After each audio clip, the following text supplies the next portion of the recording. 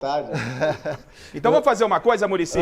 O André vai te perguntar, vamos ouvir o que o Dorival fala sobre... Vamos colocar o Dorival também na conversa. O que o Dorival fala sobre reforços. Ele foi perguntado na entrevista coletiva, não é, Fini? Então vamos ouvir o que fala o Dorival. Aí o André faz a pergunta, o Muricy, e vocês vão todos falando, porque tem uma janela abrindo, preocupação não só de chegar, também de saída. Vamos ouvir Dorival Júnior falando sobre reforços. Eu não vou comentar a respeito de reforços, eu quero comentar e torcer para que eu não perca nenhum jogador daqui até o final do ano. Esse para mim é o maior ponto e a minha responsabilidade tem que ser treinar aqueles que aqui estão.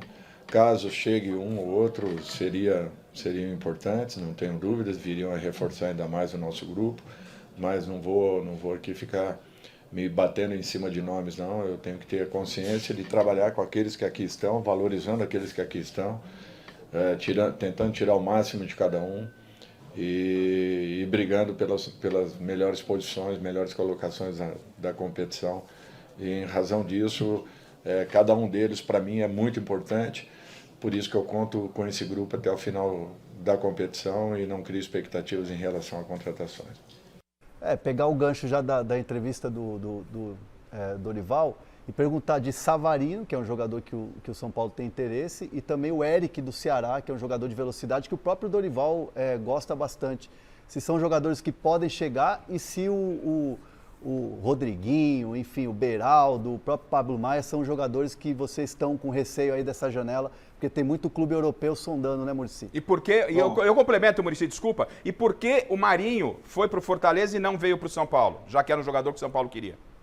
Bom, primeiro, André, é um prazer falar com você. Tivemos realmente passagens muito legais quando eu comecei a trabalhar na Sport TV, tentando comentar jogos. Foi muito legal a experiência, como você falou.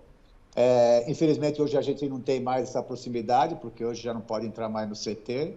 Antigamente era diferente. Depois da coletiva, a gente ficava conversando, brincando, todas aquelas coisas que as pessoas pensam que você é só aquele louco que fica na beira do campo, e não é bem assim, né? E em relação às contratações, a Savarino, tudo isso o que acontece é que nós temos uma maneira de jogar, e a gente só pode jogar dessa maneira, que é a transição de posse de bola. Com o Rogério já era assim, e também agora com o Dorival também é assim. Por isso que existe, igual esse jogo, foi 69% de posse de bola. Porque é o jogo que a gente pode fazer, né? Isso é muito treinado, né? O Dorival treina muito isso, porque ele vê as características do jogador e em cima disso que ele vai trabalhar, né? Claro que o que a gente mais... ele não quer falar, mas no mercado a gente realmente tem que buscar jogadores de velocidade. Agora, para você buscar jogadores de velocidade é muito complicado, porque sempre esbarra no problema econômico, né? Esse é o grande problema que nós temos, né? Porque a gente não dá para competir, às vezes, com outras equipes, né? Então, mas a gente ainda buscando, todos os dias, a gente deixa o Dorival mais concentrado no time mesmo, para treinamento, e a gente vai para a sala, ver todos os dias com o pessoal da inteligência, de buscar jogadores, mas, volto a repetir, é um trabalho difícil. Esses jogadores, Eric também, outro bom jogador, é jogador de velocidade, jogador do drible, que a gente não tem 1 contra 1, a gente tem um time muito forte, assim, físico, né? Depende muito de jogadas com o treinador, que o Dorival faz muito, mas a gente tem, assim, um pouco de dificuldade de jogar, por exemplo, no contra-ataque, né? Hoje se joga muito, assim, às vezes joga fora de casa, joga no contra-ataque. Isso a gente não tem, por isso que a gente foi lá no campo do Cruzeiro, e essa porcentagem toda de posse de bola, porque é o único jeito que a gente pode jogar. Mas a gente está atento ao mercado, com muita dificuldade, mas estamos atentos. Miller, Michele, Muricy com a gente. Boa noite, Muricy. O São Paulo, na tua opinião, em qual lugar da tabela de classificação ele pode brigar? No meio da tabela para cima? Como é que você vê o São Paulo nesse momento? Eu acho que está... Boa noite, Miller, prazer falar com você. Eu acho que está muito equilibrado, né? Se você vê a diferença, né, dos times ali na tabela, não está assim tão diferente, não. eu acho que São Paulo tem que buscar sempre a parte de cima, não tem como pensar diferente, porque se você começar a pensar só que está bom essa parte de 10º lugar, 8º lugar, você não vai sair disso. Você, para atingir uma posição melhor, você tem que pensar lá em cima, entendeu? Então, a gente tem que pensar assim, né? O torcedor de São Paulo exige isso, né? Claro que a gente tem dificuldade, a gente tem sim dificuldades, mas a gente sempre tem que pensar em cima. Agora, para a gente brigar um pouco mais de cima, a gente eu posso falar, o treinador ele não gosta e eu acho correto, né? Ele tem que realmente trabalhar com os jogadores que tem aí, mas eu tenho essa possibilidade de falar. Nisso eu posso dar um palpite, ou seja, a gente precisa de 2 ou 3 jogadores de velocidade, né, intensos, para a gente brigar um pouco mais em cima, ou até por título.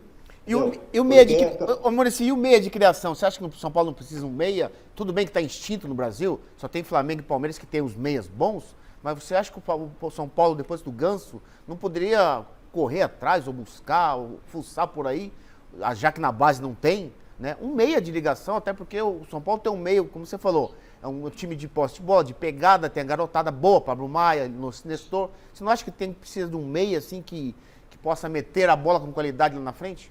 Isso também está no radar, isso está no pensamento também. Isso aí está, porque claro que um meia que arma o time, mas que a mente chegue na área, né? Porque os número 10, eles têm que ter esse pensamento, né? De se armar o time, de meter a bola, mas também tem que chegar lá para de surpresa, porque ele vem de trás e é pouco marcado, né, esse homem, né? Mas também é um jogador que a gente, claro... só que esses jogadores, ele é muito valorizado, entendeu? É muito mais valorizado que os demais.